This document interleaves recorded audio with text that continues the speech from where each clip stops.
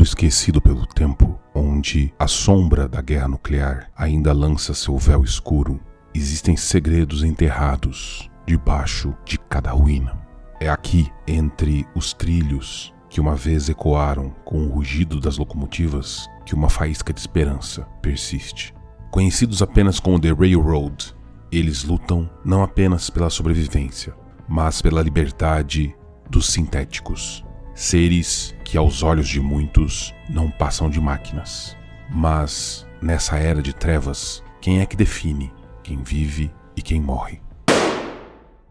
Bem-vindo ao Explorando Segredos e Mistérios, o canal focado em explorar os mundos fantásticos da literatura, dos filmes e dos games. Hoje iremos explorar The Railroad, uma das facções undergrounds que tem o objetivo de libertar os sintéticos dentro do game Fallout 4.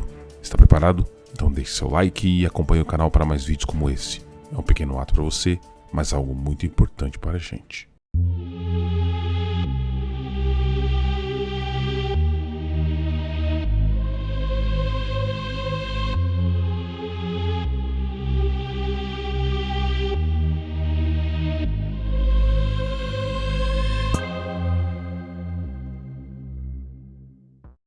The Railroad, ou a ferrovia, existe pelo menos desde a época da criação dos primeiros synths da geração 3, que foram criados pelos cientistas do Instituto por volta de 2220. Após a descoberta dos sintéticos pelo público durante o incidente da máscara quebrada em Diamond City em 2229, foi aí que surgiu a questão de que se todos os humanos, naturais ou não, teriam direitos iguais. Muitas pessoas acreditavam que os sintéticos do Instituto, os synths, eram apenas máquinas, apenas mais um modelo de robô avançado. E, por causa de sua aparência humana, a paranoia começou a se desenvolver à medida que os entes queridos dos residentes locais desapareciam da noite para o dia, e muitos eram substituídos por clones artificiais, alguns que eventualmente funcionavam mal e, muitas vezes, enlouqueciam. Outros, porém, começaram a acreditar que os sintéticos mereciam ser livres, e, por causa da sua relação com muitos deles, que deixou muitos convencidos de que valia a pena salvar os sintéticos. Assim, foi desses ideais que surgiria a primeira encarnação possível da ferrovia. A ferrovia surgiu, foi derrotada e renascida muitas vezes ao longo dos anos. Porém, sua natureza clandestina tem garantido a sobrevivência do grupo no longo prazo. A primeira encarnação conhecida da ferrovia foi liderada por Agamenon e foi destruída em novembro de 2266, depois de uma invasão do Instituto em sua sede. Wyatt assumiu a responsabilidade de reconstruir a organização do zero, depois que muitos dos membros partiram após esse massacre. Visando manter a ferrovia viva, Wyatt optou por manter o local da nova sede escondido, aprendendo com os erros de seu antecessor, pois ele descobriu que o Instituto mantinha olhos em todos os lugares e tentava acompanhar todos os segredos. Foi a partir dos restos dessa encarnação da ferrovia que surgiu a facção como ela é conhecida hoje. Em fevereiro de 2267, a renovada Railroad, sob a liderança de Wyatt, conseguiu obter seu primeiro sintético na Commonwealth. Foi nesse momento que Wyatt introduziu várias reformas na infraestrutura da ferrovia. Uma delas era a criação de uma hierarquia clara de poder ascendente gradual, uma estrutura de pirâmide onde permitiria turistas independentes e simpatizantes na base, bem como operadores de esconderijos, agentes em campo e, finalmente, os membros principais da sede no topo. Esse sistema foi estabelecido para assim criar um método de comunicação mais robusto e, ao mesmo tempo, mais seguro, que impediria vazamentos de informação que pudessem ser rastreados pelo Instituto. Pink Thompson sucedeu o papel de Wyatt como líder em dezembro de 2273, pois Wyatt morreu depois que sua antiga sede foi descoberta e saqueada pelos soldados do Instituto. Com a ajuda de Deacon, a maioria dos sobreviventes conseguiu sair vivo e acabou se instalando em um novo local. Pink aprovou um novo decreto e assim reforçou ainda mais a segurança da base, apenas dando autorização para a saída de algumas pessoas e garantindo que a organização se movesse de forma a transmitir todos os pacotes para fora da região o mais rápido possível. Ele também recomendou que todos os synths fugitivos permanecessem sob custódia da ferrovia, até que estivessem além das fronteiras da Commonwealth.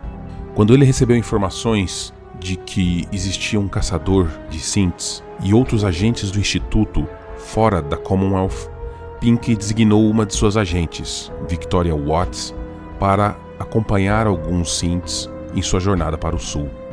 Mais tarde, Victoria se estabeleceu em Capital Wasteland e acabou alugando um apartamento em Rivet City, onde ficou escondida tentando proteger a identidade de um fugitivo chamado Harkness, ou, como era conhecido, A321. Em setembro de 2276, a liderança de Pink começou a ficar sob pressão após a perda de outro esconderijo. Mais tarde, ele renunciou ao cargo e foi sucedido por Desdemona, que venceu o Dr. Carrington na eleição. O médico, então, tornou-se o braço direito de Des. Imediatamente após a posse de Desdemona, a ferrovia começou a dar um grande passo à frente.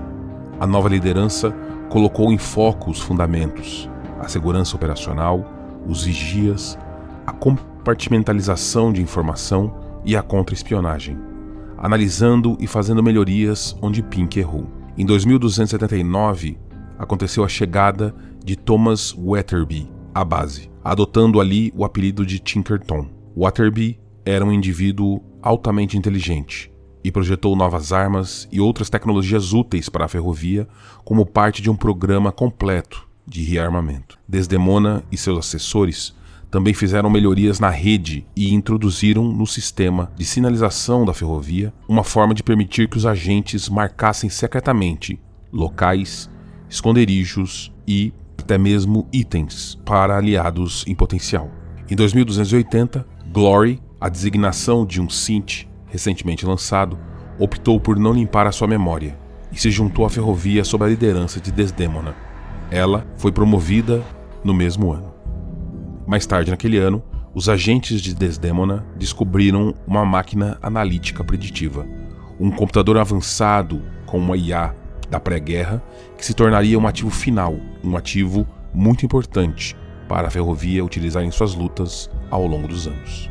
A ferrovia é construída em formato de pirâmide, com a base composta por turistas, ou seja, informantes e simpatizantes da causa. Acima deles ficam os entregadores e proprietários de esconderijos. Depois, um grupo menor de agentes de campo. E por fim, os mais secretos e fortemente protegidos, os membros da sede, que têm acesso a todas as informações e coordenam todas as operações da ferrovia.